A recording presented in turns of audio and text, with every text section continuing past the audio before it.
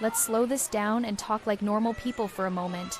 If you look at naturism over the last 70 years, one thing stands out. It survived, but it didn't really move forward. Clubs existed, beaches existed, people practiced quietly. But structurally, legally, politically, institutionally, naturism stayed frozen in time. By 2024, that was becoming a real problem. There was no modern law written for naturism. No clear standards, councils, or insurers could rely on. No way to measure stigma, just arguments about whether it existed. And no serious link between naturism and public health or workplace health. So in 2025, instead of arguing about opinions, NaturismRE started building missing pieces. Not slogans, actual tools. One of the biggest was drafting the Naturist Integrity and Cultural Protection Act.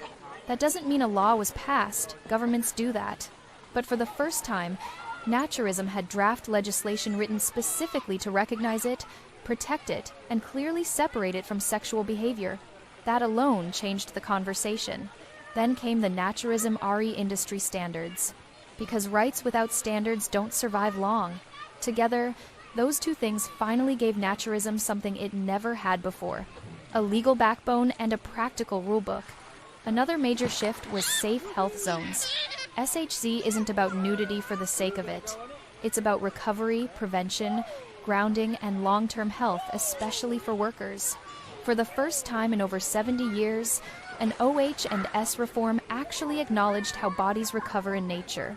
And SHZ deliberately integrates the 11 levels of naturism, also called the 11 levels of health restoration. Instead of pretending well-being is one size fits all, education changed too. Instead of vague ideas, NaturismRE built the SAM framework: self-respect, acceptance, mindfulness, simple language people can actually use, teach, and understand. Stigma stopped being theoretical. With the standardized stigma measure, and then the Global Naturism and Nudism Index, the Urgency Index, and the Global Naturism Ecosystem Report, naturism entered the world of data. Once something is measured, it can't be dismissed as just a feeling. Technology wasn't avoided either. Aletheas was developed as an ethical AI to support the movement. Not to replace people, but to analyze patterns, host discussions, and challenge blind spots.